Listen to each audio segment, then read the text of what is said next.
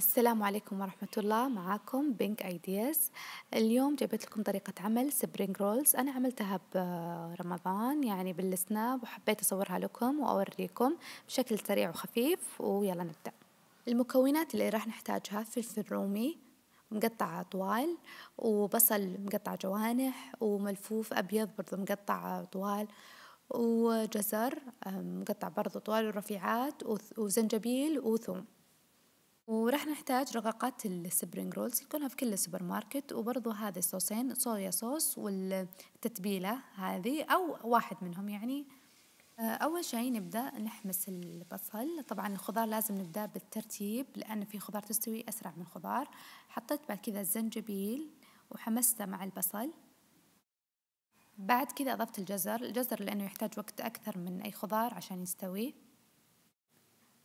بعدين أضفت ثوم مفروم وأحركه، وأضيف الفلفل البارد. بعد كذا بعد ما يبدأ شوي يذبل أضيف الملفوف. للملفوف على طول يذبل، ما ياخذ وقت. وأضيف هنا الصويا صوص أي صوص يعني إذا أنتوا تبغونه، بس أفضل شيء الصويا صوص، والصوص الثاني اللي أنا حطيته معاه. بعد ما تبرد الحشوة نحشيها باللفائف ونلفها بنفس الطريقة اللي أنا قاعدة أسوي، يعني زي ما تلفون ورق العنب، يعني أكثر للأشياء اللي تلف بنفس الطريقة. وهذا شكلها بعد ما لفيتها، وطبعا أكيد حشيتها. بعد كده على طول أقليها بزيت حار وغزير، وأقلبها لحد ما تتشقر ويطلع لونها ذهبي، وأصفيها من الزيت. وبعد كذا راح أعمل صوص لها. للصوص راح نحتاج فلفل حار وثوم وربع كاس سكر وربع كاس خل وشوية موية وملعقة نشا.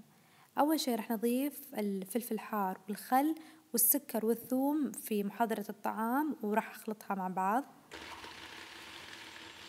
راح نلاحظ إن القوام سايل مرة زي ما هو واضح، فراح أحطه في قدر على النار، وفي وعاء راح أخلط 3/4 موية مع ملعقة نشا، وراح أحركهم على النار، وتحركونه لحد ما يثقل. بعدين تصبونه، وإذا برد ممكن تغمسون فيه سبرينج رولز.